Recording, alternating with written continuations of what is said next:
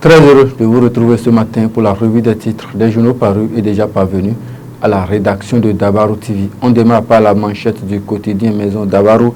Après avoir fait l'option du hasard dans le développement des communes, la réforme du secteur de la décentralisation en panne dans le chapeau, nous l'avions décrit haut et fort dans cette même tribune. La réforme structurelle du secteur de la décentralisation telle que mise en œuvre ne marchera pas pour nous convaincre et convaincre l'exécutif. Nous avons effectué à nos frais une tournée nationale au cours de laquelle nous avons échangé avec les acteurs clés de la réforme un an après sa mise en œuvre. Retrouvez l'intégralité de cet article à la page 2 de l'apparition du jour. On retrouve le grand regard ce matin. Libération de Rekia Madougou et compagnie. Plus rien à espérer de talent avant 2026, s'interroge le journal de Edouard Adodé.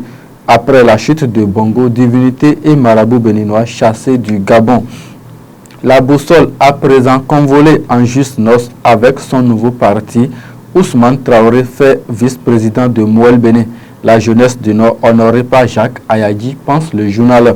Conflit entre imams et comité de gestion. La mosquée centrale de Kadiaou fermée depuis vendredi. Daibi Info à présent, prestation de serment au tribunal de Parakou. Yahi Afouda Aristide et Barnabé Romao entrent officiellement dans l'ordre des géomètres experts du Bénin. Décentralisation et Doxy Dakbe, nouvelle secrétaire exécutive de la mairie de Tukuntuna. Le Béninois libéré, quant à lui, parle de la conquête du pouvoir d'État en 2026 et trouve deux malédictions qui menacent déjà le parti Les Démocrates. Cérémonie du Ballon d'Or, Didier Drogba a raté son rôle de maître de cérémonie, titre ce matin le journal de Aboubakar Takou. La guérite nous donne à lire ce matin suscitation de la candidature d'Olivier Boko pour la présidentielle de 2026.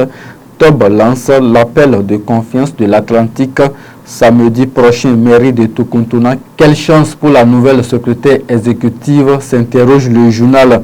Matin libre à présent, programme élargi de vaccination. Pourquoi inclure le vaccin contre la rage? La réponse à cette interrogation est à lire à la page 3 du journal Salon des seniors. La gestion de la retraite au cœur des réflexions, nous informe le journal. Le matinal à présent, dispersion d'une manifestation du parti Les Démocrates à Djidja.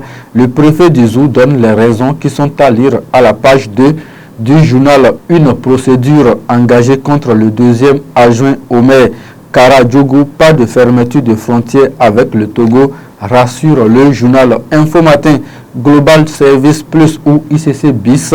Sans repère, les yeux des spoliés désormais tournés vers talent. Collaboration entre maire et secrétaire exécutif. Christelle Hundonoubo Alioza appelle à une évaluation de la réforme. Fraternité, trafic de produits illicites au Bénin, sale temps pour les dealers. Une quantité importante de cannabis encore saisie par le service régional de lutte contre la fraude Borgo Alibori. Lionel Messi, ballon d'or pour la 8e fois, titre ce matin le journal de Ménotin. La Nation, quant à lui, parle des perspectives financières des établissements publics et nous informe qu'un chiffre d'affaires de 183,8 milliards de francs CFA projeté. Assemblée nationale, plaidoyer pour une budgétisation sensible aux enfants. Les autres titres du quotidien Maison Dabarou à présent.